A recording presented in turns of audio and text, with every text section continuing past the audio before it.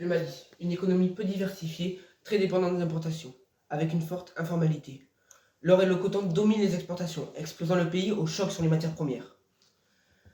Malgré une croissance résiliente, la pauvreté reste élevée à 45% selon le PNUD. Les sanctions de la CEDEAO, l'insécurité et les chocs climatiques pèsent sur les perspectives économiques.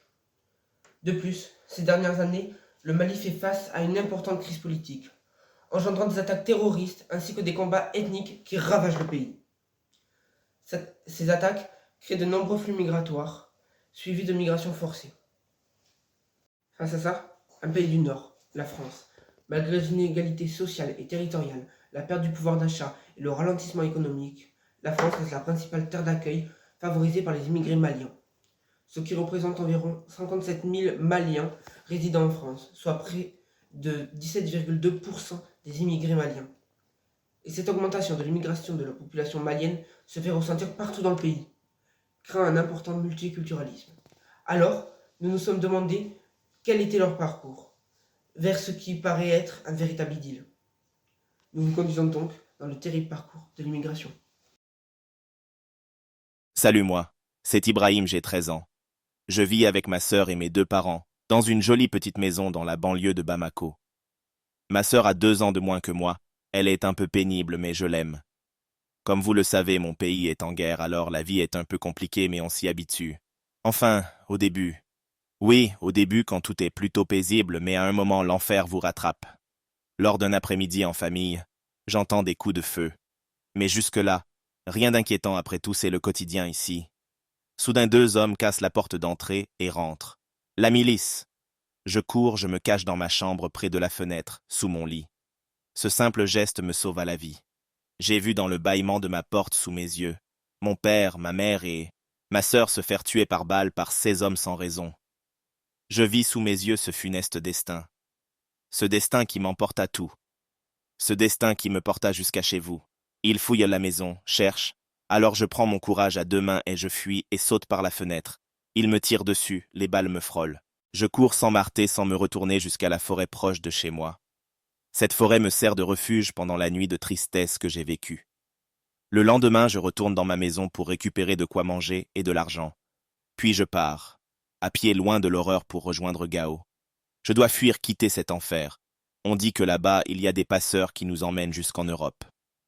Le chemin a été long. Je passe par les champs de peur de me retrouver face à la mafia. Le trajet jusqu'à la ville dure 1 semaine. Je dois souvent m'arrêter à cause de la fatigue.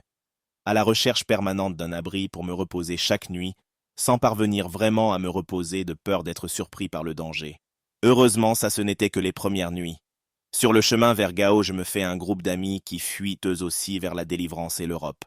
Certains de nous savaient construire des abris, alors quand la nuit tombait, on s'activait tous pour pouvoir dormir protégés du monde, et au chaud près du feu. Je ne pleurais plus, je n'étais plus seul, mais le souvenir de ma famille décimée me hantait toujours. Chaque jour, notre groupe s'agrandissait de plus en plus, un peu comme une grande famille, unie dans la souffrance et dans la faim avec chacun nos histoires et nos démons.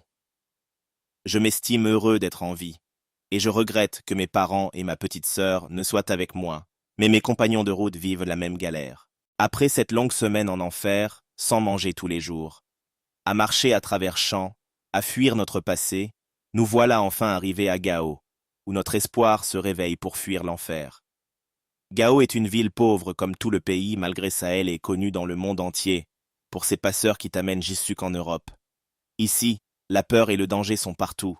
Ici, les murs sont faits de terre et les rues de sable. Mais cette ville est un passage obligé vers l'Europe. Mes compagnons m'apprennent à voler pour survivre et me nourrir. Nous logeons autour de la ville dans des cabanes abandonnées. Nous faisons connaissance avec d'autres émigrés qui nous renseignent sur un passeur. On le rencontre et il nous promet la France, enfin un bol d'air. Il nous demande de l'argent, 300 francs CFA, une fortune. Il m'en manque, mais je suis prêt à tout pour ma survie et je volerai pour avoir l'argent. Il me reste 5 jours pour obtenir le butin. Je vole, je travaille. Et avec mes amis, nous réunissons l'argent. Le passeur Jafar nous conduit en 4x4 dans le désert. Dès les premiers kilomètres, on doute, on s'inquiète. Est-ce que nous survivrons? Les dunes font sauter la voiture et des hommes tombent. Mais heureusement aucun de nous. Nos yeux nous piquent, le sable nous agresse. et nous ne pouvons rien faire. Mais heureusement nous avons de l'eau pour boire et espérons pouvoir nous réfugier en Libye. Traverser le désert pour atteindre le Niger est un calvaire insoutenable pour les migrants maliens. Sous un soleil implacable, ils luttent contre la soif, la faim et la fatigue extrême. Souvent exploités par des trafiquants sans scrupules qui contrôlent l'accès à l'eau et exigent des sommes exorbitantes pour chaque gorgée. Mais cette lutte contre la nature hostile n'est que le début de leur épreuve. Une fois au Niger, les migrants se retrouvent piégés dans un enfer de violence, d'exploitation et d'esclavage.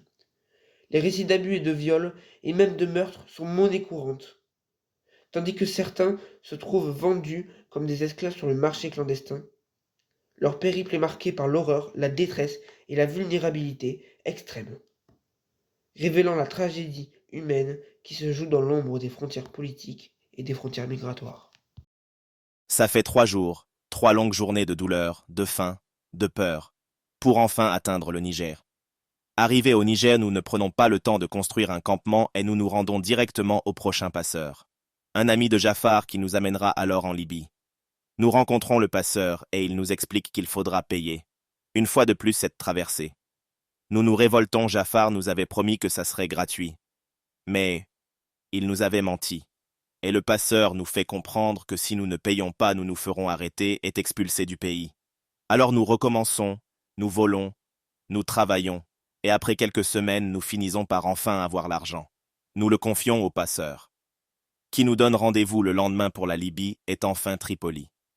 Le lendemain, à l'heure du rendez-vous, on retrouve le passeur qui nous amène dans une cour où il nous informe du parcours et de quelques précautions à prendre. Et nous voilà déjà la nuit. Nous finissons de tous nous préparer car le départ est prévu dans 1 heure. Mais un de nos compagnons manque à l'appel. Nous ne savons pas où il est. Nous le cherchons mais personne ne le trouve. Alors nous devons partir sans lui et l'abandonner. Je n'ai pas beaucoup de souvenirs du trajet. Ça me paraissait tellement plus calme par rapport à tout ce que l'on avait vécu. Nous voilà arrivés en Libye, en vie. La Libye, pour beaucoup d'entre nous, ça a été l'horreur incarnée. C'est un pays déchiré par la guerre et le chaos, où les droits de l'homme sont bafoués et la violence règne en maître. Les passeurs exploitent notre désespoir, nous traitant comme de la marchandise, et les conditions dans les centres de détention sont inhumaines. C'est un cauchemar dont beaucoup ne survivent pas, et ceux qui le font sont souvent marqués à jamais par les traumatismes subis. Il est crucial de parler de cette réalité pour que le monde comprenne la véritable tragédie qui se joue en Libye. La traversée de la Méditerranée se fait en bateau. La plupart d'entre nous ne savent pas nager. Je suis un privilégié. Mon père m'a appris à nager car il a vécu en bord de mer pendant son enfance. Peut-être avait-il prédit ce moment? Les passeurs nous font monter dans un vieux chalutier. On peut voir des traces de rouille sur la coque. Nous sommes très nombreux. Je ne peux pas compter. Nous sommes les uns à côté des autres impossibles, de bouger et de se déplacer. Nous partons de nuit, encore et toujours. Pour passer inaperçus, les gens ont peur. On le lit sur leur visage, pas de gilet de sauvetage. Certains ont déjà tenté de passer plusieurs fois, mais leurs bateaux ont coulé. Le silence est présent.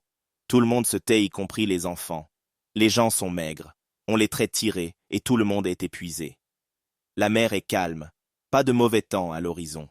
Le danger est de croiser les polices maritimes qui nous ramèneront à notre point de départ. Idem pour les zones européennes. Tout le monde retient son souffle. Pas de mort. Nous réussissons à passer. La traversée durera 7 jours. À Tripoli, nous pensons tous que nous sommes sauvés et notre périple vers la liberté arrive à sa fin. Allons-nous être enfin en sécurité? Nous sommes accueillis par des associations humanitaires qui nous prennent en charge. Nous sommes tous épuisés. Nous n'avons pas mangé ni bu depuis plusieurs jours. Ils nous mettent dans des hangars et nous nourrissent, nous donnent de l'eau, des vêtements. Enfin, la douche un lieu pour dormir malgré le bruit et la proximité, loin de me douter que mon périple n'est pas terminé. Ils font un état des lieux. Un homme recueille des informations pour nous trier. Il me demande mon âge. La barrière de la langue n'est pas un problème. Je m'adapte rapidement et j'arrive à me faire comprendre. L'homme me déclare mineur, donc il me sépare du reste du groupe et m'informe que je vais être envoyé en France. Je me retrouve dans un centre de rétention 15 jours, puis pars en train pour la France. J'arrive en France, je vois des médecins qui, pour vérifier si je suis bien mineur, c'est confirmé, du coup je suis envoyé dans un foyer pour mineurs et déclaré mineur non accompagné. Depuis, j'ai un travail, un appartement. J'ai été aidé par les services sociaux pour apprendre des cours de français, cours de FLE. J'ai dû passer devant des organismes pour justifier de mon âge. Je n'avais aucun document sur ma nationalité, et j'ai dû raconter plusieurs fois mon parcours et l'assassinat de ma famille par la milice, car nous ne faisions pas partie de leur ethnie. Aujourd'hui, ma vie est en France, je m'en suis sorti, j'ai un travail et surtout un toit, j'ai perdu des amis, j'ai trouvé d'autres amis sur mon parcours. Bien sûr, en France, je subis certaines remarques de personnes concernant ma couleur de peau ou le fait de prendre le travail des autres. J'ai la tête haute, je suis fier de moi, de mon parcours, et je sais que la vie est difficile. Mais ici, au moins, je me sens plus en sécurité même si dans mon cœur, mon pays reste le Mali. La vie est plus sécure en France. La peur est continuelle dans l'émigration, c'est donc le mot que j'ai choisi pour représenter ce parcours. Le Mali comme pays de départ et la France comme celui d'arrivée. De nombreux pays de transit. Une peur et une violence omniprésentes comme étant seule émotion de ce parcours d'immigration. Des mobilités sans discontinu et le titre de migrant international à vie. Voilà le véritable parcours des migrants maliens.